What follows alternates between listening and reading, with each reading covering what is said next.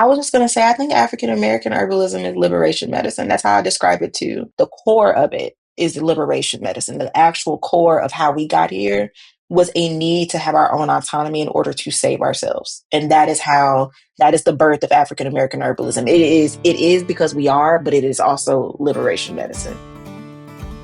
Herbal Radio is brought to you by Mountain Rose Herbs. Mountain Rose Herbs is committed to putting people, plants, and planet before profit. They work hand in hand with farm partners to provide the highest quality organic herbs, spices, extracts, teas, essential oils, and DIY ingredients. Mountain Rose Herbs is proud to be independently owned and operated here in Eugene, Oregon. Please visit mountainroseherbs.com for all your wellness needs. And now, on with the show. I am Lucretia VanDyke, author of African American Herbalism, and I am so excited about this interview. And I am bringing you Miss Donette from a Raleigh, Durham area. Yeah. I'm going to read a little bit about your bio, but then I want you to talk about yourself, because I think the power of one story. And thank you for sharing with all of us your story and your herbalism. Yeah. I'm so excited to be here. Thank you. No. Donette is the clinical herbalist behind Honeybalm Health and the founder of the Black Herbalists Collective, an association of Black herbalists. For a decade, she has been a spiritual student of plants, formalizing her medicinal studies at the Land of Verse with certifications in clinical herbalism and plant spirit medicine. Recognizing that wellness is holistic, her work is rooted in healing justice, and she practices as a spiritualist, medium, and energy weaver. Standing firmly in her ancestors' footsteps, she is a poisoner in the Hoodoo tradition. Excited about talking about that. Òrìṣà and Ifá devotee. A ritualistic student of African Traditional and Diasporic religions based in Raleigh, Donette currently teaches holistic herbalism for Black herbalists, facilitates healing justice workshops, and continuously deepens her academic research of ancestral practices. Yeah. I am so excited. So we're kind of chatting in the green room earlier. I was saying I'm a North Carolina native herbalist, and I find other North Carolina herbalists, especially BIPOC herbalists. You know, I'm sure Emma Dupree. Also, I talk about her a lot, and she's kind of like all of our chosen auntie. Yes, yes. Like if you step foot here, you have to know that that's going to come in your path for sure. Yeah, and I think she finds you. Did you find that? Like, you don't know, and then all of a sudden it's like Auntie Emma just comes, you know, in through there in her gentle, quiet spirit and sits with you. But tell us, how did you get to North Carolina? Yeah, so I'm originally from Kansas City, Kansas. And, you know, there's two Kansas cities, the Missouri side and the Kansas side, and I'm from the Kansas side. So that's a little bit more flat, a little bit more prairie than Missouri is.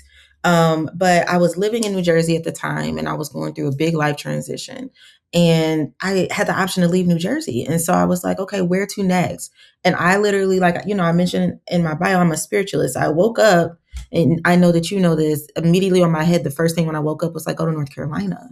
And I was like, North Carolina? I've never even been. And so I just kind of sat with it, held it. So then I started researching, like, okay, like, you know, where do Black people live in North Carolina? Like, I don't know anything about it. And so I was looking up, and, you know, of course, Durham came up. And I was like, okay, like Durham. I have a sorority sister that's from Durham. So I called my sorority sister. I said, hey, I know you're from Durham. She was like, born and raised. What's up? And I was like, yeah, so I'm Black. I'm queer. Like, what does that look like for me? Will I be safe? You know, I know there's a lot of herbs there, a lot of plants, a lot of herbalism schools are in North Carolina. And I was like, but will I be safe? And she was like, I went to drag queen readings at the library in the early 90s. You'll be fine. And I was like, oh, I had no idea. And so it just stuck with me for well over a year before I could make it down here. And I came down, I stayed for a little bit, and I couldn't find a place at first. And I'm like, I like it. But so I left, and then I came back, and I ended up in Raleigh. And it's like, you know, Raleigh, Durham, like everybody got their things, but I like how quiet Raleigh is. And so it allows me the spaciousness to concentrate. And then when I'm ready to go into Durham to do my work, to do herbalism work, to have fun, I can do that. But that's how I got there. And I love it here.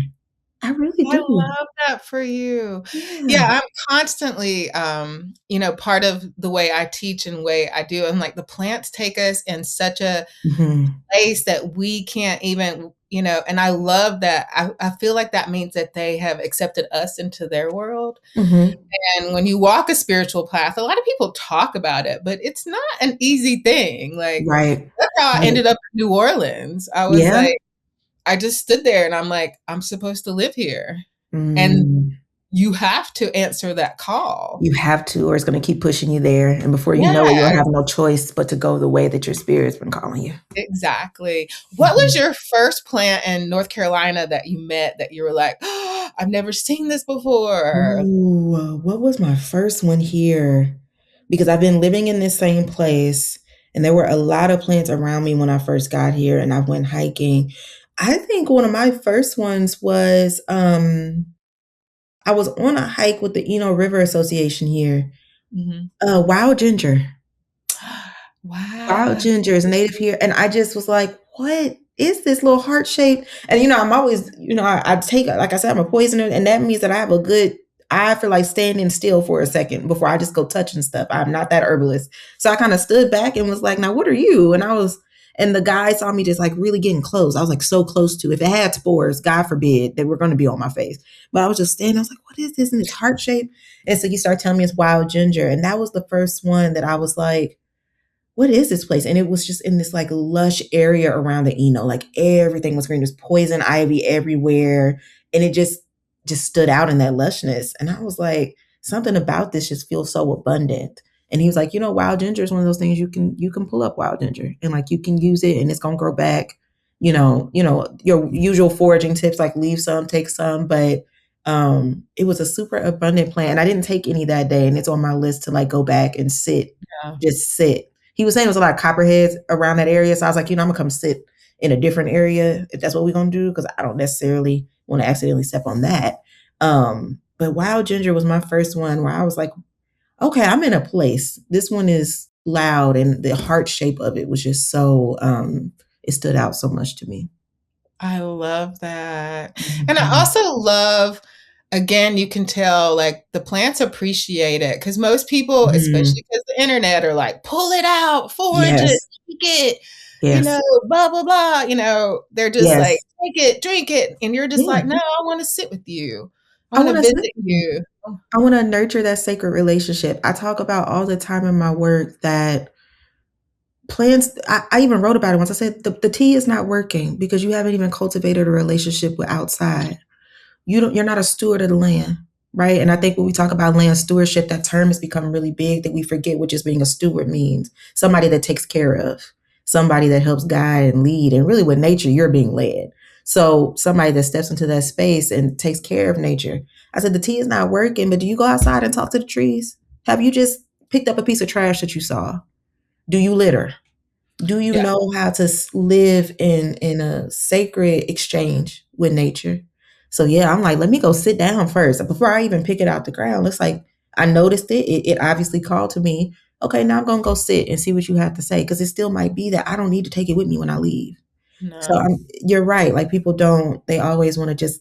I gotta take it. I gotta use it. It must be here for me to take because it grows here. Yeah. And I saw it on a walk and Hmm. yeah, and like that's the thing, as you know, because you study spiritual herbalism, what does Hmm. that mean to you? Because you talked a little bit about that. What does spiritual Hmm. herbalism mean to you? Is it what you said? Does it Yeah. embody more of a practice with that? Yeah, it's both. It's both and. So spiritual herbalism for me, I think is really Karen Rose, who I think brought that term to a bigger light. But spiritual herbalism for me is the sacred relationship with plants, right? And being able to be in a communion with plants. I am a tree hugging herbalist. I am outside and you might catch me talking. And I'm conscious of being outside and where I am, but you might catch me in conversation. It's that relationship. It is that guidance, right? It is allowing sometimes for spirit to take the wheel when I'm deciding on what to use for myself or my clients. Instead of I'm a clinical herbalist. That's great. Like I have all of that training as well. And sometimes I'll be like, but why this? Now I got to go sit with this. Now I need to talk to this plant because why this? This makes more sense on a medicinal side or a study side, but why here? It's that relationship. And then, yeah, it's also just in the work of it, right? Like in using herbs in a spiritual format. I think that like spiritual herbalism, it could be in working with people and self and community, but it's also that for years, I didn't know what yarrow did. I knew that I had COVID, and I was like, I think this is going to get rid of a fever. I know how to use it spiritually. I know that if I need to see something that's in that grass, I'm going to use yarrow. But if I have a fever, my mind was like, use the yarrow. Did I mix it right? No, I probably could have used some elderflower. I forgot what I put with it, maybe chamomile. It wasn't quite the best mix now that I know, but it's that cultivation of that. And I think also it is every herbalist's first step with plants. If they really use their head and use their heart to start working with plants, I think we're all spiritual herbalists if we take that path. Oh, yeah. Beautiful. I love that so much that you said it. This day and age, I was speaking to Sean, the owner of Mountain Rose Herbs, and he was like, it's really hard to be an herbalist this day and not be an environmentalist. Mm-hmm. Oh my God. I think that is something that I think is really beautiful. I saw some of the work you do, like you do cleanups on the river. Yeah. You pick up the trash from where you are. You're not just foraging. And those are not the beautiful things that are the Instagrammable moments, but those are the really important moments to talk about what you said about being a steward of the plants. And it's so deep in our ancestral practice too. It's like you can see the ancestors move through you. Like there are plants like, Emma Dupree, we talked about her. She loved mint. She had so many different mint plants. That's a plant that spoke to her. She said God showed her how to use the plants, but it's sitting there and like focusing with them. And she used mint in a way that I would have never used it. She had a famous 9 mint plant for circulation. That's amazing. And like you were talking about, okay, yarrow would not be a first one to go to, but you're also a very social justice advocate, and yarrow is known to heal the wounded healer. So it's like understanding those nuances, and that happens when sitting with the plants. Yep, that's it. You can't take a shortcut with that. You cannot. And I think to your point about, you and Sean's conversation about environmentalism, it's the same. You can't take a shortcut. You have to, we're this day and age, we're trying to skip ahead all the time. And I say we because we're all guilty of it at one point or another. But we're always like, how can I get this done more efficiently? How can I get this done faster? I have to work. I have to do this. I have to. And that is one part that I just feel like you can't skip. You have to just be able to sit and be quiet, especially if you could find it where it's growing. That's what I think Emma Dupree made her such a dynamic herbalist and who she was, is that she was always outside. Pictures of her, the plants are up to her chest, and she's outside in the thick of it, being with those plants. And that's, when you sit with them, that's the best, being able to just be in the thick of it with the plant where it's growing. Oh yeah. And I learned so much by, I studied a lot, and that's where, my teacher, I talk about Suki Roth, plant spirit meditation, like allowing the plant to tell you a story. And it's so fascinating when you just sit with it and not even take it. You spoke earlier, you say in the Hoodoo tradition that you're a poisoner. And I was talking to my other friend Kiki, who I interviewed in the book. I was like, have you heard of that? I've been excited to talk to you about that. And you're like, what does that mean in the Hoodoo tradition? So I think when we talk about Hoodoo and its nuances, I choose my words delicately for a public platform, and I'm not ashamed of that. So when we talk about all the different types of hoodoos there could be in types of lineages, right? Because when we talk about hoodoo, I think anytime you try to teach anybody about anything, you're like, you need to go to your ancestors first, because this is a lineage-based thing. This is a familial thing, and no two hoodoos may be alike. But there was a lineage that a friend of mine, she could speak to really well. And she has a real good knack for seeing it in other people. Like, hey, you're of my kindred. And it's a small lineage, and it is not a glamorous lineage. But I think it is built of people who can sustain an insurmountable amount of dark things. and their lineage has. They've seen a lot through their ancestors' eyes and through their own, and they're able to alchemize that, right? Mhm. But in alchemizing it is not like, oh, I'm taking this really dark thing and making it light. It's like, no, I'm taking this dark thing and I'm making it medicine. And that is really the core of what a poisoner is, right? And I think, when we talk about African American history, there could be some ties and connection to maybe my ancestors might have been the ones that were cooking some of that food that wasn't the best for their enslavers, right? It could be that literal, but it's really about the power to alchemize something that is typically found to be dangerous or found to be insurmountable into medicine and into something that can heal. And so I think for me, when I think of that in my work, I think about my proclivity towards low dose toxins. And also when I work with clients come to me and know that like the spiritual part is a part of my intake. Even as a clinician, that was never going to be separate from me. And then coming to me, I'm like, hey, we got to tackle this dark part first. Like we have to actually, or, I've had intakes where they leave and they're like, I don't like you that much. And I'm like, I'm so sorry. That's, I know. It happens all my life.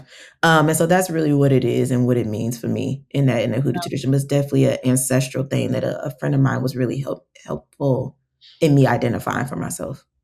I know.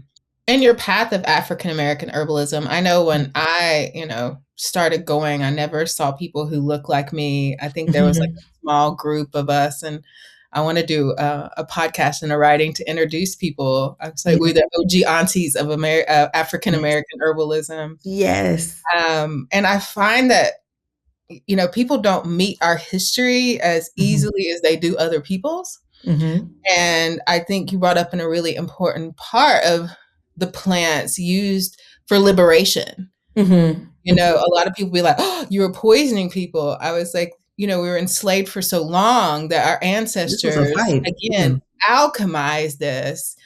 And, when I've spent a little time in Haiti in the past couple of years, where the OG revolution happened. What people don't realize is it was happening everywhere. Yep. After the Haitian Revolution, the Haitians brought these plants and they helped other people understand these plants. Mm-hmm. A way of helping to liberate them. Yeah. I think that a lot about cotton root, that's definitely, I know. Yes. Oh my God. It was the plant that enslaved us, but also as those who walk with womb and women, it's a plant that liberated us. Like both can be true. Over, and it's a poison. And that is exactly what I mean. That is a poison. That's it right there. When we're talking about poisons, that's it. That is the poison element of cotton. That's exactly it. You're right. I'm sorry to interrupt. That you're right. That makes me excited. I think this whole conversation is going to be like that. I'm like, oh my God, yes. Yeah. Yeah.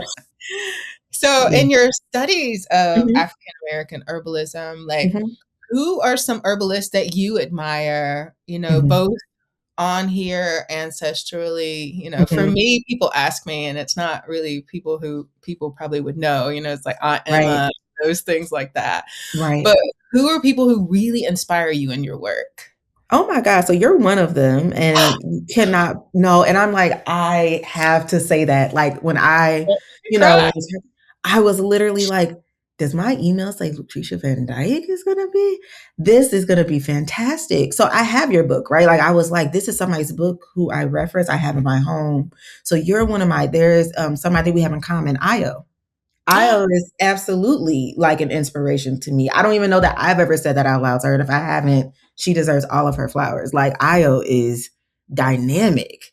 Like, oh my God. Like that was probably one of my initial like coming to's in like Black herbalism, where I really started to be like, there is something happening here. My family, honestly, I remember I called a great aunt of mine. So my family on my mom's side grew up in Byronville, Georgia on a farm. And I called my great aunt, my grandpa's sister, love her. She's a twin. She is just like the most fabulous. So I called her and I was like, Auntie, I'm curious. And you know how we tend to get our stories. I said, what did y'all do when you were sick? What happened? What did y'all make? And she said, and she was so taken aback. She's like, sick? She was like, onions? And I was like, and she started talking about something else. I said, hey, take me back. What do you mean onions? And she said, girl, I don't know onions, like onion tea. Like, and she was saying it so passively. And then when I was in herbalism school, we had to do ancestral monographs. And so I chose onion, which of course sent me down an onion rabbit hole. And I was like, she told me so much with that one plant. So like stuff like that. So really and truly, like my family, people like you, people like Io, and truly the everyday herbalist that is doing exactly like my auntie said. And they're just like, I go outside and I like grab a thing and like I make tea, and that is how I sustain myself and my family. That part of Black culture is truly what helps to guide my journey in African American herbalism. Yeah, that's so beautiful. Thank you so much. I was like, sometimes you just doing it so much you don't think about the impact. And oh God, like major Io impact. is a beloved. I just got to see her a few months ago, and like she cooked for me, and like we were like, oh, give me some pickled okra, and we ate some she grew. I was like, oh, she definitely to me is one of the most brilliant herbalists in and so you have a favorite, onions. I mean, we could probably do an entire podcast on my God. Onion medicine. Yeah, it's fantastic. I grew up on a farm, and it's funny that people pay me to talk about things people made fun of me for. But my grandma, every time you got sick, onion cough syrup. And that's why I put the recipe in my book. I was like, the old folks, the elders, those culture bearers, they have all the onion recipes. And I love it. She made your auntie made onion tea. Onion tea is really good. And I was like, well, auntie, like, what did y'all put in it? Like, I was really trying to get her to give me, and I recently wrote about it, and I was like, I thought I was going to leave this phone call with like this like grand recipe to just add to like my grimoire of herbal stuff. And she was really just like, girl, I don't know. She was so irritated with me asking her again. She's like, girl, I don't know. Like, we put onions and probably something else in there. So I had saw a recipe somewhere that I adapted, but it's red onions and red apples for those good antioxidants. It's in that red onion, red apple, some chamomile, cinnamon. That right there, that's my good one. It doesn't work well for like viral stuff, but it works great for bacterial stuff. And it is, as soon as somebody's like, I got a little cold, hold on, let me go get this onion. And they're like, you're making me onion tea. And I'm like, stay with me. It's some of the best medicine. And they're always like, do it taste like onions? Yes, but in a good way. Roll with me. My ex would like tell everybody like, oh my God, you have to have Lucretia make you her onion cough syrup. It tastes like dishwater. And I was like, don't tell people that. Don't tell them, they're not going to take it. Old folks say if it doesn't taste good, it means it's working. That's it. That's actually it. Yeah. And, Henrietta Jeffries, not Henrietta Jeffries, but one of the herbalists I write about that's from also North Carolina herbalist. I mean, like she combated the Spanish flu epidemic with just onions. And like when I got to interview her great granddaughter, I was just like, I had to ask her. And it was that simple. I tell people it's as simple as onions and a sweetener. It's as complex as adding sassafras or like, apples or whatever. But people look at it and like people look at us in our old, folk medicine. And like I've seen, fevers drop from onion poultices. Like the aunties, if there's a baby with a fever, they're going to take those socks off that baby, put onions on its feet, put the socks back on, onion poultices of the chest. That's what I was like. You can, happen. Yeah, absolutely. Onions and a prayer, honey. Onions and a prayer. Just a little bit of onion and a prayer. That's it. That's it. You are right. That is exactly it. Yeah. And so that leads us to like, I love the fact that you do a lot of work with food. So can you speak on that? I know that you work a lot with gardens and in your area. Speak on that a little bit with us. I'm excited to meet somebody else who is like, food is the first way, because that's our people's way. That's exactly it. That's our people's way of getting medicine. Like, one of my teachers who also is a deep inspiration, her name is Sherelle Washington. She lives out in Oakland and she's a clinical herbalist out there. And she was one of my teachers in school. And our like medicine making for that class was collard greens. Like she taught this whole excellent class on African American herbalism and then ended it with us making collards together. And I was like, this is my kind of lady, because you get it. And so that's often like when I talk to people and I teach a lot, I find that like, for some people, they're like, I want to dive deep into like these recipes and each herb and this. And then a lot of people are like, that's daunting. Like, how can I just bring herbalism into my home? Like, how can I tend to myself and my family? I don't have it in me to go to an apothecary and put all these things together. And I'm like, oh, we'll get a big old batch of collard greens. Like the liquor of that, the pot liquor is some of the most potent medicine, and hold on to it and freeze it and pull it out when you get sick, and like pull it out when you need to make something else, because use it in your soup base, use it in your meat base, like integrate all of these pieces of plants. And so I think that's what I talk about a lot, is like, how do we take food? How do we take in food as medicine?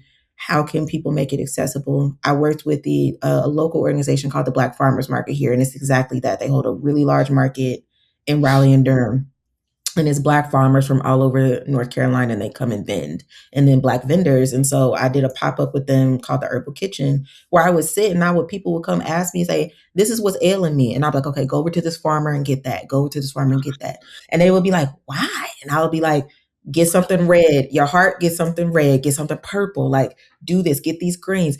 Oh, well, I'm like really, really constipated. You need fiber. They got lentils over there. They got this over there. They got that. Like, and just telling people like, this is how you can get the medicine on your plate. Because one thing we all know, and whether it's our family, whether it's the client, is getting somebody to take the medicine is probably the largest part of helping other people with plant medicine. And I find that if you teach people how to do so with their food, and you can start getting the medicine into their system and their food, they can season it, they can cook it how they want to, and they're more apt to take it in. And it's more accessible, right? We're talking about a community historically and currently that just struggles in different sociopolitical ways. And accessibility is important to us. And I also find that like, okay, you can't go buy the $20 tincture. That's great, but you have food stamps. Let me talk you through how to make your meals medicinal so that you can still take care of your health and take care of your kids. And so that's kind of where that comes from in my work. I love that. Like, that's so big. Meeting people where they are. Mm-hmm. Mm-hmm. I think is important, and it makes herbalism accessible, because you're right. Not everybody can buy the $20 tincture, or even if you're doing community herbalism at sliding fee scales. But yes, they can use their food stamps. They can go to these community gardens. They can meet these farmers, and they can take this home and, create nourishment for their families. Right. I'm like, pot liquor. I mean, like, again, we could do a whole podcast on whole thing about that. Yeah. The nutrients in the collard green, the bitters, the vitamins, the mint, all of it is so good. And I took a whole pot liquor course at the Gullah Geechee Herbal Conference. Oh my God. That's amazing. And oh my God, it was that girl. She blew my mind, and it's just changed the game forever, because she talked about tailoring your collard greens and your pot liquor to what you're going through, especially for a postpartum, other elements. So like, like adding dandelion root in there, and and or your wild ginger in there when you're having this, or like, so it's so specific and so easy and so accessible, because it's hard to, come to people with certain, issues and be like, stop doing everything and take these 4 tinctures, boil this tea. Because people a lot of times don't even have the capacity to boil tea, honestly. And you got to drink like 4 cups a day to like really, every time somebody is like, well, just tell me what kind of tea to take. I'm like, listen, are you going to drink it like 4 times a day? And they're like, no. And I'm like, right. So like, let's talk about another method, because you're not going to drink tea all day. I'm super geeked out. And I don't know if you do this also, making medicinal spice blends. Oh yeah. I love a powder. I have so many bags of powders in here where I didn't blend it up a powder. Like, what can I sprinkle this on? A friend of mine is a mushroom farmer here, and she farms many different things, but lion's mane is one of her top ones. Ooh. I love her lion's mane powder. Christmas, she did lion's mane hot chocolate. I was in heaven. It was a good hot chocolate powder full of lion's mane, stuff like that. I love a good little spice blend, a little powder I can make something out of. Yeah. Exactly. Yeah. I'm really big. I have in my book my Creole seasoning, because, living in New Orleans, honey, if you don't have a Tony's, slap your mama or something, you ain't cooking. You're not cooking. Yeah. And so I started for my own self, because I ordered the wrong thing from Mountain Rose Herbs. I ordered powdered Vitex instead of Vitex. Okay. Like, what am I going to do with all this Vitex? And I saw such a difference in a lot of my issues from eating it. I would just put Vitex or nettles in whatever I was making, throw it in some and it's got that peppery blend to it. Yeah. Yeah. With that, and even, powdered mushrooms, everybody's paying like all this money for, No. Get a spice mushroom grinder and powder. go get that dried mushroom, please. Just Yeah, blend it get up. it from the local vendors, and Mount Rose has like a ton of powdered ones too. And I was Yes. like, I don't get why you're paying that much money for something that you can only drink 1 cup of a day, when you could buy tons of different types of mushrooms for that, less than half of that, really. Yep. And you can incorporate that in so much of your food. That's So amazing. you Powdered spoke of, Vitex. I yeah. need to take notes while we're talking. Like, what that mean? Because I take Vitex. Well, Vitex is a I've daily been one doing for it me. forever. Yeah. Right? Like, Vitex Yeah. is a daily one for me. And I'm like, it does taste peppery. That would be good on my food. It's Like, so good. It's so good. I'm really big mind is on, blown. and taking that, and like, I don't know if you've gotten to harvest ramps yet. I haven't yet, but I want to. Yeah, my friend Jeannie from Red Moon Herbs, she's like, gave me some ramps while I was up there, and I got to see some grow finally, and I've been here forever. But like, even like garlic and pepper and Vitex, or Vitex and red clover, like putting those things in the red there. clover, yeah. Yeah, and like, because again, like, for me being menopausal, I'm like, how do I get this in here? Because you can only have so many teas, and definitely you can only take so many tinctures in a day. So I love that you're really into not only telling people, teaching people, but showing people at the farmers market. Yeah. That's some beautiful work you do. Thank Let's you. talk about the Black Herbalist Collective. Yeah. It's so funny. It really started with me wanting herbalism friends in North Carolina. So I mentioned I'm new to North Carolina. I knew there were a lot of herbalists here, but as I was like looking, I was like, okay, a lot of them are in the Appalachia. They out west. And so I was like, oh, okay. So that was kind of like one of my first, like, okay, I'm not from here. I might have misread just a little bit how many herbalists were actually in Raleigh, Durham. And so I was like, okay, I cannot get it out west as much as I like. I want to, though. I've been to Asheville and I adored it. And I was like, I just need to keep going and just get into those mountains. But I was like, I just want herbalism friends. And I was like telling somebody, I was like, I'm just like gonna make a meetup group. Like I was telling one of my close friends, like, I think I'm gonna just make a meetup group and like see who shows up and we can all just nerd out together. But, I want to meet with some people that are Black and that speak the same language as me in particular, in regards to plants. And my friend was like, friend, and she is a doula and a student midwife. And so she, plays with plants a lot in her work too. And she said, and I was like, please don't. And she was like, there's no real central place for like Black herbalists that we can like really call on to like tap into as a resource, as a community. And I was like, I know, but I don't want to do that. And she was like, sometimes our callings. And I was just like, okay. And so it came together so fast. That's how I know it was really meant for me to do. But as quick as I was like, it's going to be a meetup group, is as quickly as I formed a formal community and association. And so it really came about. And my initial structure was like, okay, we're going to have chapters, and we do have a couple of chapters, and we're going to have chapters in different places. This is our home chapter, and we're going to do in-person meetups and classes. And I just structured it all out. But truly, it has turned into a really great virtual space that has connected Black herbalists all over the world. And that was far beyond my vision, right? Like I was just like, I'm just trying to find out where the Black herbalists are in North Carolina that are not, in the West, that are more so towards the East or Central. And it just turned into like, there's somebody in Kenya in the Black Herbalist Collective. Like I was like, it's like, what? So to date, there's probably about 50 Black herbalists in the organization. It is specific in that it is truly for herbalists that have picked a formalized path to study. And by formalized, I mean like they've dedicated some time to it, whether it's with their grandma, whether they went to school, whether they've done community herbalism classes in their neighborhood, whatever that is, but they have picked up the mantle and said, I want to learn, and I want to learn in a structured way, to kind of give me that jump start in supporting myself and my community or clients or whoever. And so it's about 50 of us. This 2026, we're going to focus a lot on knowledge sharing internally. That was a big important part of it for me. Cultivating and maintaining traditional wisdom is a core tenet of the Black Herbalist Collective. So we do a lot of knowledge sharing. and teaching each other things, teaching each other things we've learned from our families and our lineages, as well as things that we've learned from our studies elsewhere. So it has become a great thing, and we get active in the community. We do a lot of virtual classes. Our opening ceremony, when we wanted to basically share like, hey, we exist, and, you know, either come join or come ask questions about being a herbalist. I taught like a mini class on dandelion.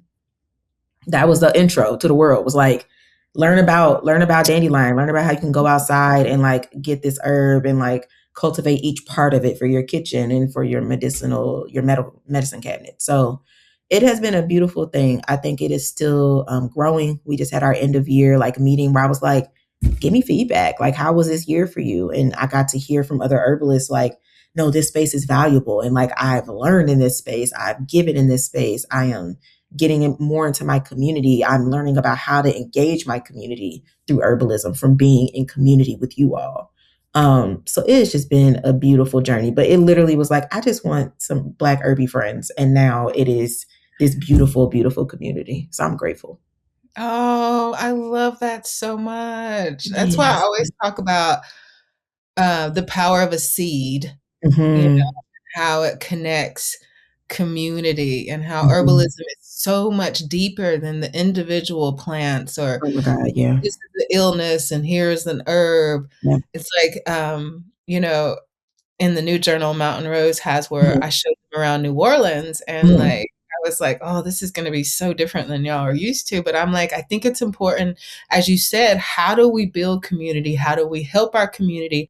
How do we educate our herbalists to become better community members? Yes. I was like, that's the one thing that New Orleans really inspired me and made me a better community herbalist. It made me a better person for the community. And, you know, beyond like, you know, it's hard, you know, you can tell, you know, that you're a great herbalist because you don't have a lot of reels. Yeah. I was like, you're going to catch me outside looking sweaty. I'm not going to be in my ball gown with my makeup on. How do y'all all do that and hold space for yourself? Do your own spiritual work? Do your community work? I don't. And I don't get it either. And I've worked in marketing for years, and I can do it for other people all day. But when it comes to my work, I'm always like, can you just follow me? I need somebody to just follow me around with the phone. If this is what you need to record, then follow me around with my phone. I got mud on my hands. I'm sweaty. I'm stinky. Like, I can't. I'm not going to have a full face. I don't look pretty in the garden. And that because I'm in it, you know? And for me, like, I do a lot of grief work too. And I'm like, I'd rather be on my knees in the ground with the community than filming me on my knees in the ground with the community. I'd rather be holding space for you rather than doing that part. So I'm going to become a new, so you'll have 51 members. Yes. Because I am so excited. I was like, what? Please. I mean, like, no, it's so crazy, but also that does lean into, you know, finding out about this too, because I was like that too. And meeting other BIPOC herbalists, it's just like, I don't care if you don't like me, you're about to be my friend. That's it. You know, the power of a seed, building this community to like really hold the legacy of our ancestors up and preserve it and be like, because a lot of times I'm not your traditional herbalist. You know, I don't have the big fancy, you know, training, but I've had so much indigenous training and like try to just look at you weird when you don't. And you're like, you know, this is a legacy that we're preserving. This is not just herbalism. This is passing traditions on, being the griots, being the culture bearers of a whole lineage of people behind us who fought, liberated, healed, birth babies, birth other people's babies. Yeah, exactly that. Exactly that. I think that was important for me with BHC is like, I love clinical herbalism. I think that it's a fantastic skill to have. I made the decision to pursue it because I wanted to know certain things about plants. And I was like, I'm trying to get way down deep in that science because that's what I wanted to learn. But I also learned that there are just so few Black clinical herbalists. I was like, okay, I will also carry that. Like, I will bear that particular thing and hopefully inspire just a few other Black herbalists to pursue that path, because I think clinicians are an important, I am some people's safeguards with their doctors. And that has been invaluable to me as a community member, that I can help my community and say, they're like, my doctor said all this to me and they try to put me on this medicine and I don't know. And we know that Black people have a historic and well-founded distrust of the, medical industrial complex. And so being able to stand in that gap sometimes was important to me. But that is what was important for me to BHD when I kept saying formal. And I remember somebody said to me, what do you mean formalized? I said, like, they picked up the mantle. They accepted a calling. They said they have to get this information from somewhere, but they need to go get it. And they recognize that they are passing down tradition. They recognize that they are bearing culture. And they have dedicated themselves to that. That's what I mean by formal. It is not just about going to school. Because then you'll get me to talking about how herbalism isn't regulated in the United States. If we're being honest, we're not like in the UK where herbalists have license numbers and things of that nature. Like, okay, I'm a clinical herbalist because we basically said so. That's what that means. Yeah. We said so as a community. What you said earlier about also being the bridge between, the trust again. And that's, very important for me. Like, I don't claim, I'm not like, get off all your medicine and like all the plant. I'm not that person, but I'm like, and it's always like doctors ask me to come speak and I'm like, okay, and it's so important to be that person, to be like some of the granny midwives were, in our legacy, they went to the doctor with people when doctors, this is out of my scope, but let me walk with you. Let me hold your hand. This, let me help you explain, and we can add in plants with that. I'm very leery of all these, internet herbalists who are like, I can cure anything and I'm like, oh, red flag, the soursop leaves, sea moss. Oh my God, please. Oh. And I love that these things have their place and I love that they have a purpose. But to your point, the soursop leaves and I can just cure anything and the parasite cleanses and it's a lot. Yeah. It was also moringa too. I was in Haiti. It was funny. Like, they're like, y'all like moringa tea a lot. And they're like, that's cute. But we've eaten it in like 4 different dishes today. Yeah. So it's like, that's when you can tell for me and, like the level of herbalist that people really are they just a real maker? And like, I think everybody's an herbalist because it's in us. But I'm like, not everybody needs to be an herbal teacher. That's it. That's exactly it. Gain your knowledge. So I very much appreciate you being that bridge, of worlds, and introducing herbalism in all those ways to other people. Yeah. Let's talk about your work. I saw you have Honeybalm Health. First of all, how did you come up with that name? Oh my gosh. Honeybalm was an ancestor thing. That's one of those, anytime somebody asks me, where did that come from? How'd you get there? And I draw a blank, that usually means it got told to me in some form. And I'm sitting here thinking, like, I remember trying to think of names because we were in herbalism school and I appreciated my training because they had us, we did business training as well. Like my teacher at the time was very adamant that like, as an herbalist, you do not have to be without resources. You are still a vital resource and you should be compensated for that in whatever way you determine is valuable for you. That might not mean money, but in whatever way you should be participating in energetic exchange, I need you to have a formal business structure, even if you don't keep it after school. And so I was in that process in school, like, what would I do? And like, what's my vision? And I was like, but I need my name to convey to people what they would be getting here.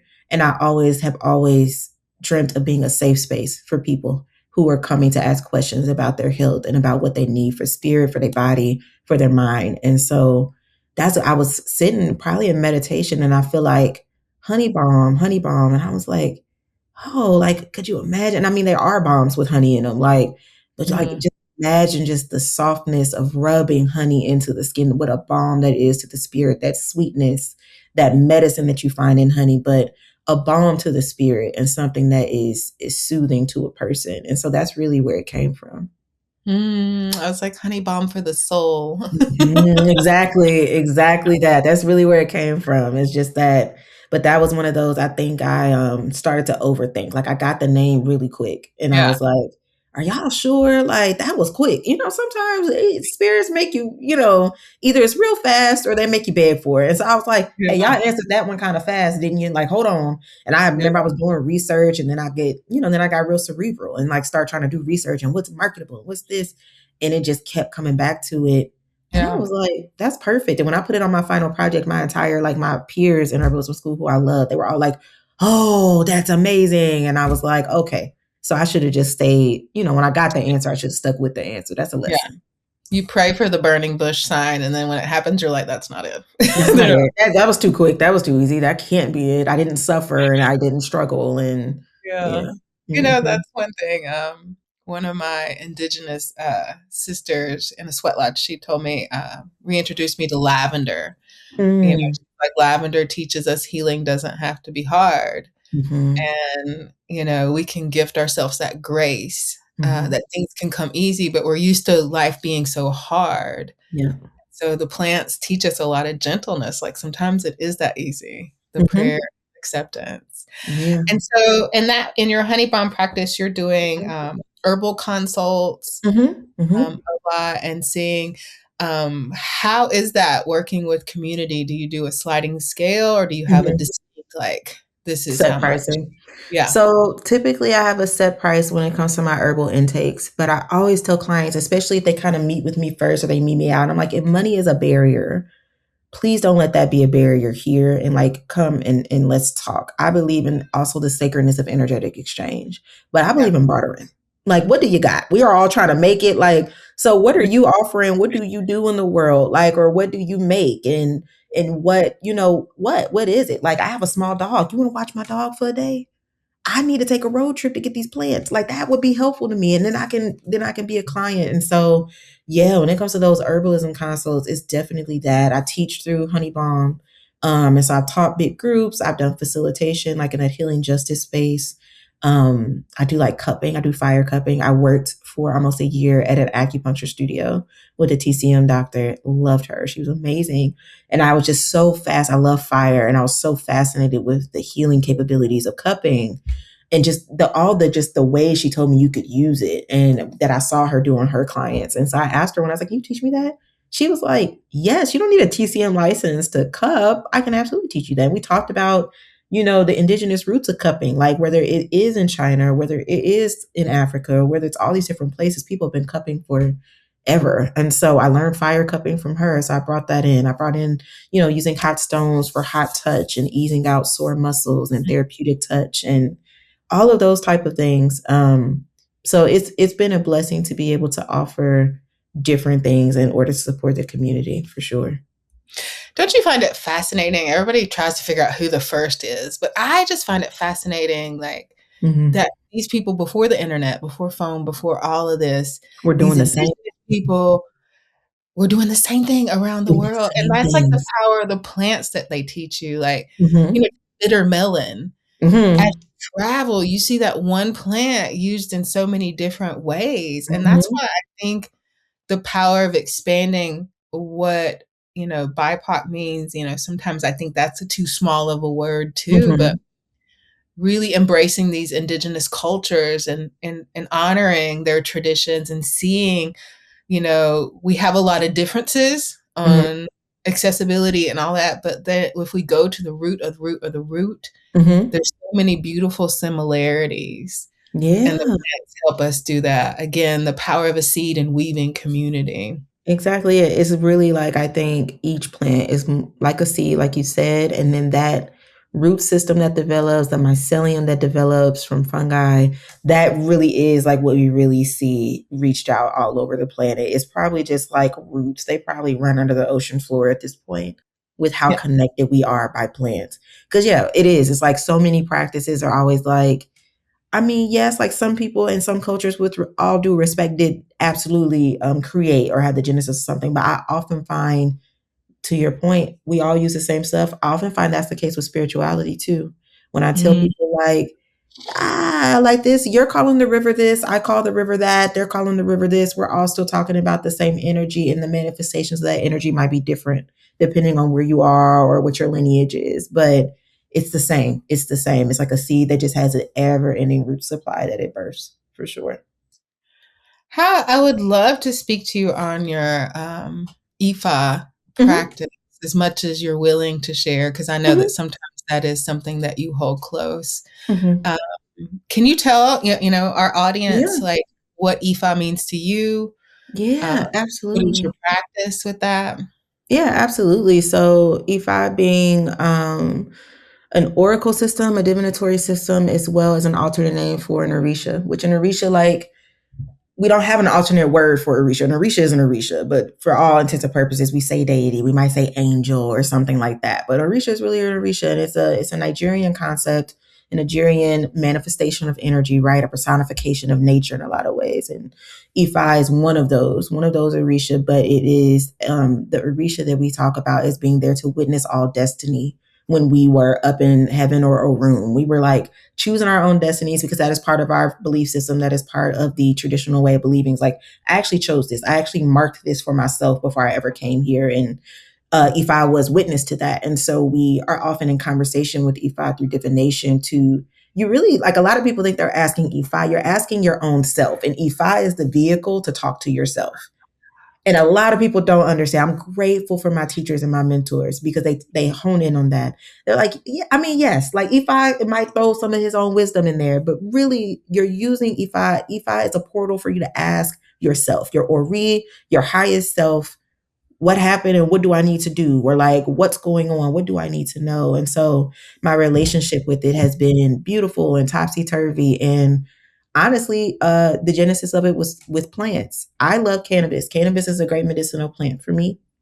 And at one point, long before my herbal studies, I was studying or making herbal infusions with cannabis. And I tried so many different mediums. I did oils, I did glycerins, I did all these different things before I knew anything about how to make it. So I was burning it up. It didn't need to be in the oil or anything that long. But I had made some herbal honey. Did I know how to do that? No. So my honey was like broken and gelatinous, but it still worked and it still tasted okay, because I didn't know honey couldn't get that hot. And I had made herbal honey. I sat down with a cup of tea, put my honey in it, and a friend of mine who is a psychic had gave me one of my first readings ever. And she said, do this meditation. It was a really good meditation. And I did it. And in this meditation, these two little twin masks popped out at me in my meditation. And I was like, oh, I remember opening my eyes like, whoa. And I was like, did I make the honey too strong? I don't think I used that much. So I was like, okay, no, sit with this. I went back into my meditation. And that was my introduction to the Ibeji, the twin Orisha. And a lot of people who are Ifa devotees and Orisha devotees will say like, the Orisha don't come in dreams, or they don't do this and they don't do that. And I was like, there's some stuff they might not do. I'm with you, because the internet's scary and there's a lot of misinformation. But that was the plants, again, were a gateway for even my religion. And so Ifa is beautiful. And I think it's a beautiful practice. It is, I think, a part of my guiding star. Like, it is a part of my life. That's what I tell people when they ask me about. I was like, that's my lifestyle. Like, we can surpass religion. We can take out spirituality. This is how I live my life. This is truly how I live my life. But one thing about it is that Ifa encourages relationships with the plants. The plants are sacred. Ifa talks about that. When I first joined my spiritual house, they were preparing the plants for ceremony. It's a very open process. You're around these plants and they're praying and they're shredding plants and they're divining. And I remember my godfather now divined, and he said, I was in herbalism school. He doesn't know any of this. We're just getting to know each other. And he said, the plants are talking, and there's an Orisha of the plants, and Osain. And he said, Osain is saying that, do you study plants? And I was like, I do. And my godmother was next to me. She was like snickering. You could just hear her body shaking, and she's sitting there trying to be quiet. And I was like, yeah, I do, Baba. And he was like, Osain and Ifa are saying that you should be an herbalist. These plants bring you wisdom and fortune, and these plants are calling you, and they accept you. They will give you their wisdom. And I'd start bawling. He was like, oh, what did I do? And I was like, I'm in herbalist school. You just have no. And he was like, the whole room erupted like, oh, I was like, oh my God. That's so affirming. And so Ifa has taken me through many things, but I think even getting to know the religion and getting known to these entities, even through plants, and having that same entity confirm for me, like, oh no, you're supposed to be here. This is exactly what you're supposed to be doing. And the plants love you. They are going to bless you as long as you honor them in return. Exactly. Was a beautiful thing. So I can't say enough about it. Exactly. And I love that it is a personification of the elemental forces. Mm-hmm. So it Mm-hmm. teaches us again how to be stewards of the land, Mm-hmm. how to be environmentalist Yep. before environment, and Yep. how to honor the river and how to honor each Right. individual thing that the Most High created to bring Yeah. down. Yes. With my teaching, especially in mainstream herbalism, Mm-hmm. it's not so much of an open topic that people love to Right. talk about. But it's just like, I don't understand why. I'm like, to see how big God gets when you Mm-hmm. understand every piece of the Most High and what they Mm-hmm. do. Yes, every single piece. That's it. That's it. I don't understand that. I know that religion's a tough topic. Spirituality is a tough topic. Some people don't believe in it at all, and it's not to say you can't be a herbalist without believing in it. But I know for me, and for my community, and for people like you, my new community and my new family, like you said, every piece. When I go, the tree is God. And people look at me, I've opened up a class like tree is God, tree is God. Now where do we go from here? The river is God. That Yeah. little flower that you stopped and picked without asking permission to take it from its home, that was God. Now what Yeah. do? How does that shift how you interact with nature? How does that shift how you interact with things when you go outside? That Yeah. is such a core part of my practice. So it is hard for me too, I think, when I'm in spaces and like you said, in mainstream herbalism spaces where we're not really touching that particular part of how we work with plants. And I'm like, that's such a critical part for me. I know people Yeah. do it without, but it's critical for Yeah. me. Because it creates ceremony with the earth, Mm-hmm. all the time. Like, Mm-hmm. I have a hard time paying attention to people sometimes because I'm always in the plant and like, what are you trying to say? Like, one Yeah. little plant will whisper, or Yes. yeah, I'm a tree hugger with that one. That Yeah. was really beautiful, the way that you described Ifa and the way that you Mm. work with you. And, Osign was a really big one for me because Yeah. I met a lot of people singing to the plants, but it wasn't until Yeye Louis Satish Mm-hmm. taught the chant to Osign. I was like, Mm-hmm. oh, it Yeah. got in me at Ooh, that. yeah. Yeah. When I sing, I love to open up and have it teach everybody the chant to that song. Mm-hmm. And one of the last times I was in Haiti, it Mm-hmm. was for Epiphany, and like I got to go to my first voodoo ceremony, and they called in all the luau, and the last luau, and it was the longest chant, was the luau for the plants. That's it. All of us know Auntie Zora's birthday was yesterday, Zora Neale Hurston. And so all day it was like, what would Zora do? And Zora's like, Mm-hmm. get your butt up and go to that Oh, ceremony. yeah. And when I went in that last chant, and they had bundles of herbs on their head, and they had this Mm-hmm. huge mortar and pedestal. It was like, like Oh, yeah. huge. So they're chanting and chanting, and drums are beating and beating, and they're pounding the medicine that will be used for the year, Mm-hmm. the plants. And so we had dust up our nose and like for like 2-3 days, but to feel that power that it put into that Mm-hmm. plant medicine, I was just like, Yep. you That's know, it.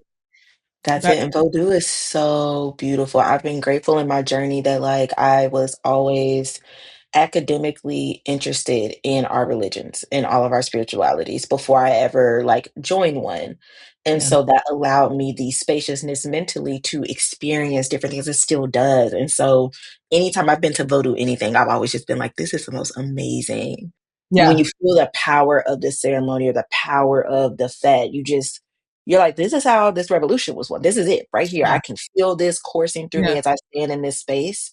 There's yeah. something about it. So that's beautiful. I love Yeah, that. and the plants is how our people liberated themselves. So Mhm, like it's beyond this physical thing, and that's mhm, what these indigenous spiritual things, to be able to honor that and have it moving through your blood and DNA, mhm. become an herbalist and then see that and feel it.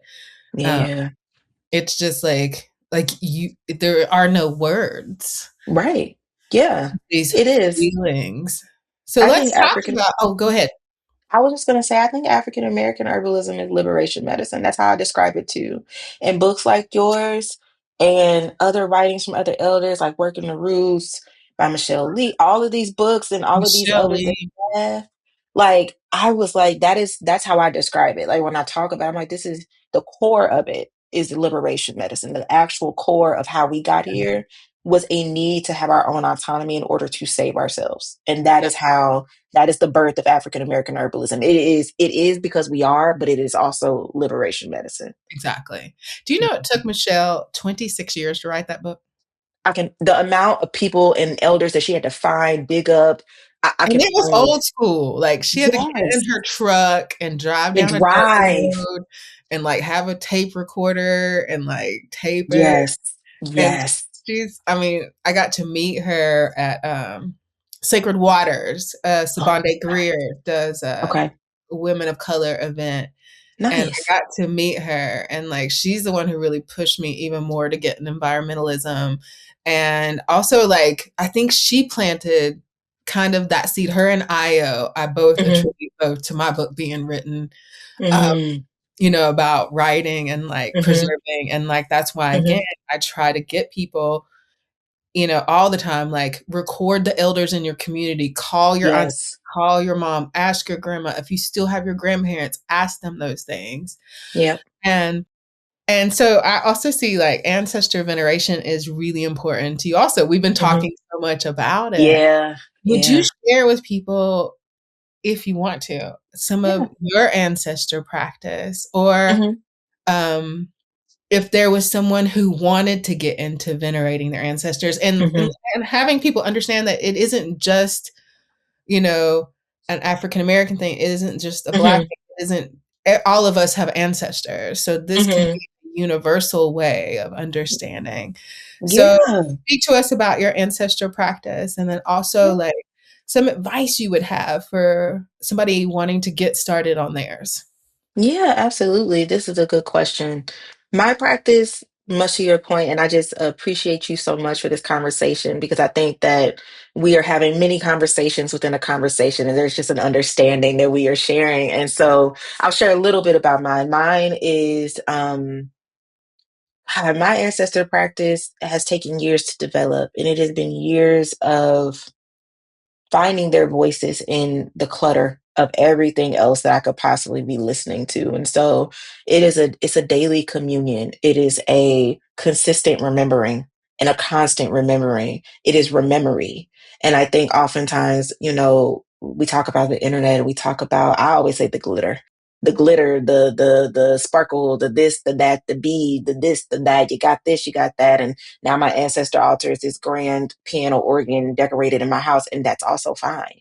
Yeah. But a lot of it for me is remembering that my grandfather grew greens on his land in Byronville and grew up farming, and then grew greens in the dirt in Kansas City, Missouri until he died. Like, that is ancestor veneration. The fact that I incorporate collard greens into my life, and that I incorporate collard greens into medicine, that is ancestral veneration. It is calling their names. It is the times that I think about my grandmother who I'm named after. And I'm like, oh, I'm going to wear red today, as that's her favorite color. Or some days where I beat my chest and I remember that was my girl and she passed away from cancer when she was only 60. That's ancestor veneration. That memory, just sometimes keeping those things alive. And so my practice is that, right? There's like my daily things, there's my practical things, my task-based things that I think are personal to my practice and my religion and just my lineage. But there's also just that action. And so then when I think about other people who want to get into ancestral veneration, I always reference the movie Coco. Every single time somebody is like, how do I, or what do I? I'm like, okay, so you know how in Coco they have the ofrenda because they're Mexican, right? And they're like, yeah. And I'm like, I'm not saying go build an ofrenda. Like, that's a Mexican thing. If you're not Mexican, let's not do that per se. But I said, do you understand the memory, how important memory is in that film? And I was like, no, I do not think that your spiritual ancestors are going to float away into a spiritual ether if you don't remember them. That's just not the case necessarily. However, that memory is the veneration. It is ancestral veneration when I call my great aunt and I say, tell me about my grandpa. Give me one story about my grandpa so that I can remember him. It is that. So I think on a practical side, it is a setting aside of a personal space, a small space. And this is where people usually get like overwhelmed. They're like, I got to go buy, I got to go buy, I got to go buy. You don't get you a glass of water, maybe a little piece of flour that came from outside, maybe a little plate or saucer for some food. Put that to the side and just designate a space in your home that is for them, that you could go and meet them at, because that's what altars are. We often think that they are these big, grand working spaces. And for some people, they are. Altars are often just a portal and like a telephone.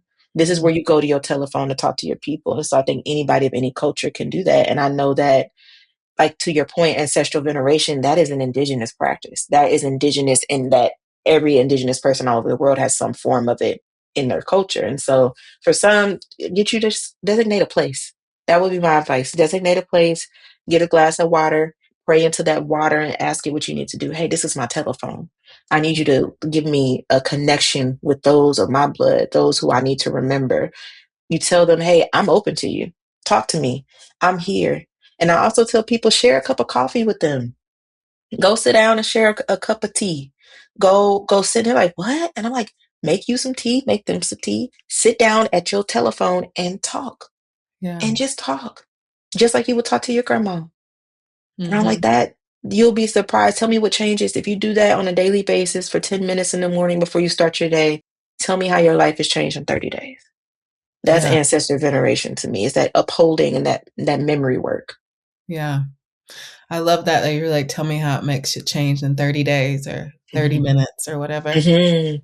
I'm Mhm. such 'Cause it a can be the minutes. I'm such a nomad that I had to break down all my pretty altars, and Mhm. so I began to treat myself as the ancestor altar. Talk about it. And Talk like, about it. yeah, so I'm like, I'm water, I'm flesh, Yeah. DNA, I'm bone. And I even run into people, and this girl, she was going to pay like $8,000 for somebody to help her with her ancestors. And it was, and I was like, and like, it was so interesting to me because all of her, they said all these bad things were happening, but like all the good things that were happening, I was like, she was Irish. And I Mhm. was like, I was just asking her to talk about her ancestors. I was like, it's weird. I was like, all the good things happening are from those people. I was like, Mhm. so nurture that part of yourself. Like make that meal that's the ancestor Irish Mhm. meal, and, set them a plate and talk to them about the good and the bad and ask them to Mhm. come and help you. Uh, Mhm.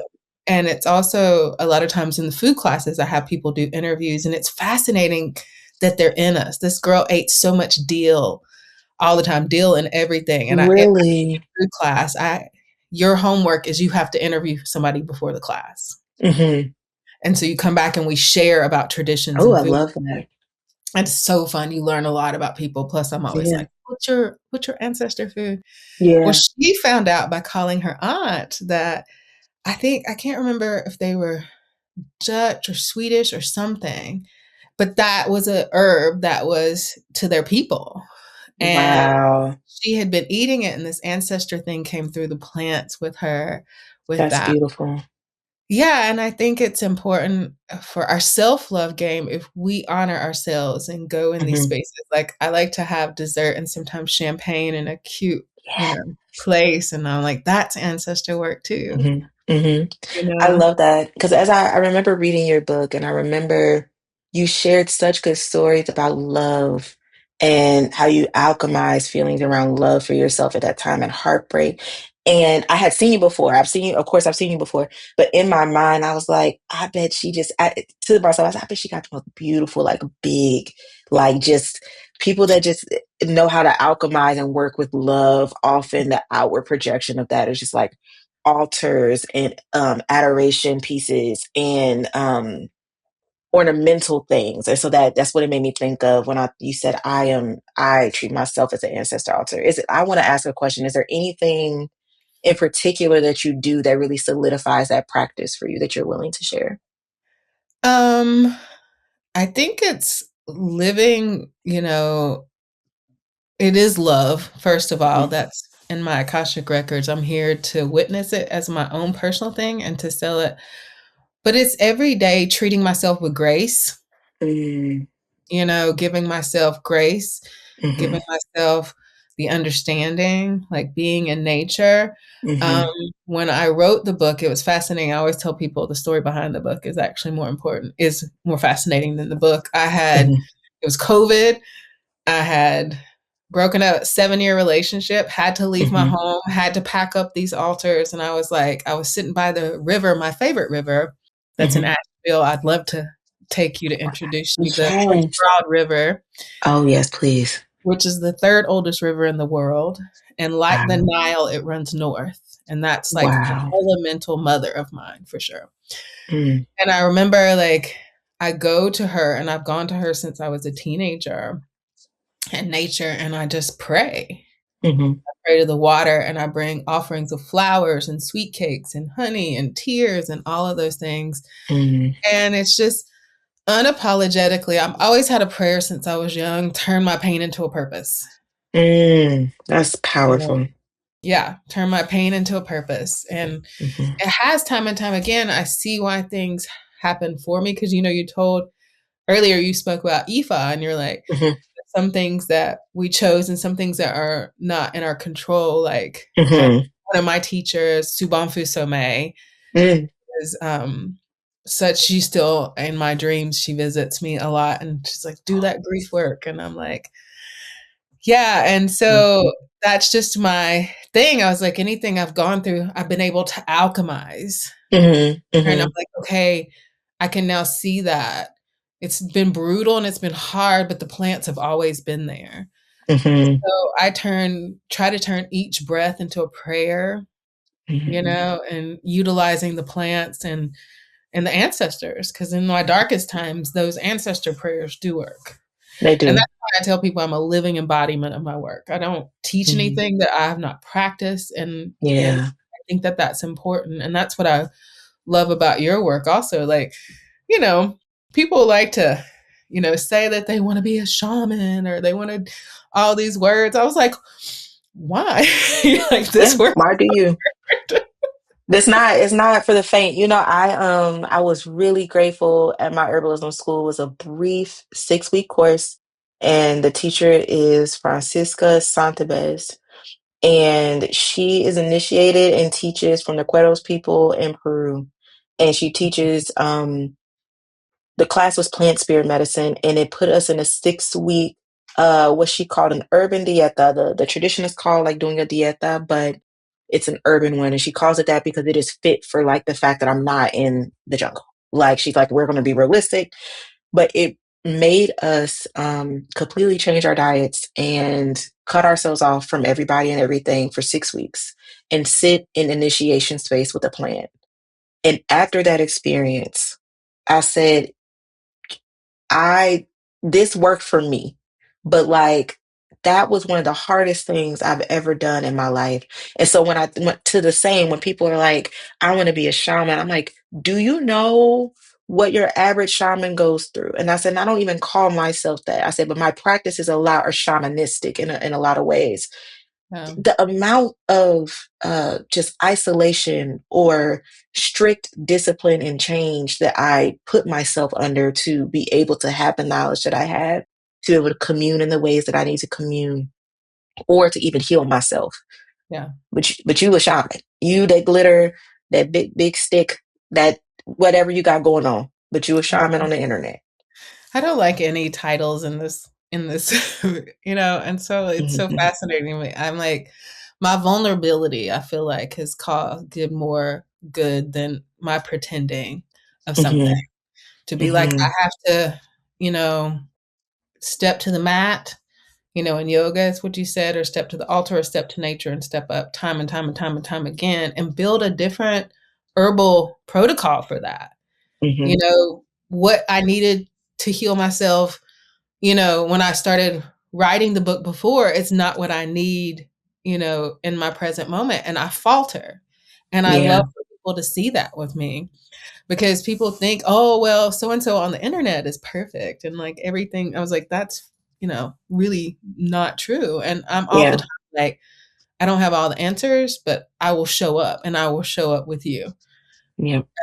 And like, so I have to, that's why asking our favorite plant or whatever. What plant did you choose during that class? Oh, I chose a rose. Oh my God. Favorites. That was I left that, and I was grieving. I was going through a divorce. I was still living in the house with my ex-husband, and I had to isolate myself in my office in order to get space. So it was just me, my altar, and that plant. And I remember telling my teacher, I remember saying to Francisca, hey, I know we are really supposed to limit our interactions, but because of what I'm going through, I have to be able to talk to my friends. I cannot do it without my friends. And she said, okay, keep in mind like your time, right? Like don't, keep in mind the sacredness of the space. But like, so it was like me, also my plants and my friends that kind of held me through that space. And Rose was such a serious teacher. And I think that like because of Rose's connection and those hybrid tea roses that we gift one another's connection with romance and consumerism and like all of these things, that we have a very romanticized idea of what maybe Rose as a teacher is. Rose as a teacher was hard.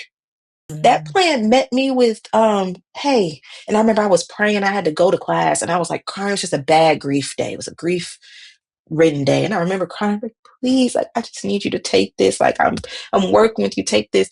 That plant said to me, I'm gonna hold it for you for a couple minutes. But my instruction was to you to alchemize it and I'm not gonna hold it for you. And I remember just as soon as I got that message, it felt like a weight had been lifted off my chest. I took I think I had like a wild rose tincture or something, and I took a few drops and I felt my chest lighten. I was like, okay.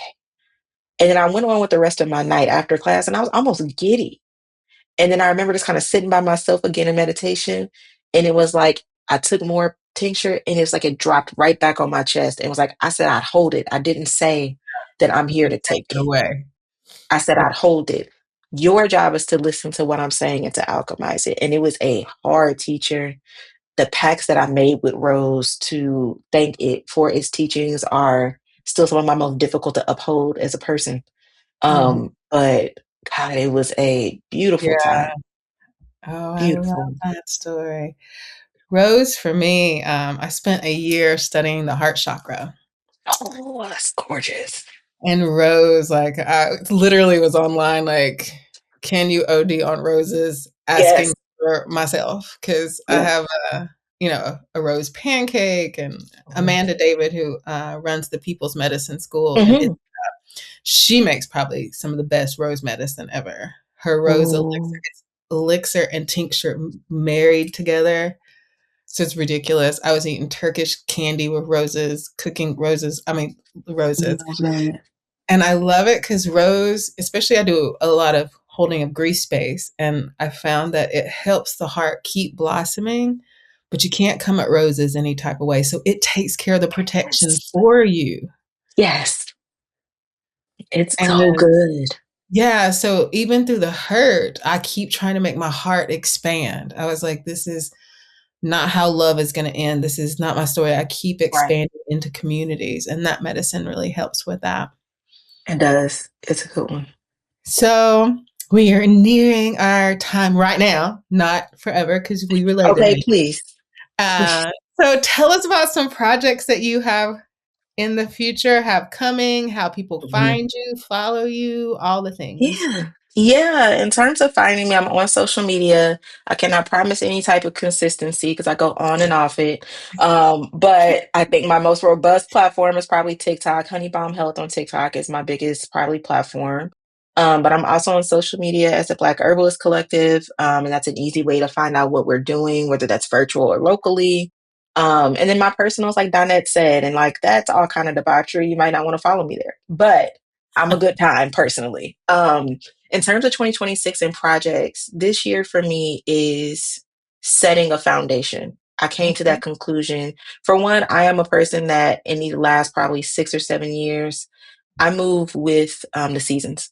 I don't move with the New Year's anymore. And so I keep trying to think about 2026 and remember like, oh yeah, I gotta be able to answer that. But really I haven't celebrated yet. I celebrate in April at the spring equinox. But Exactly. um, I think 2026 is a setting foundation year. And so it's a lot of projects that I can't put words to yet, Okay. but built in built in more education for Black herbalists. I think that is a good way to sum it up. Really working with BHC to be able to bring more classes to people in the community as well as each other. Like I said, really emphasizing that.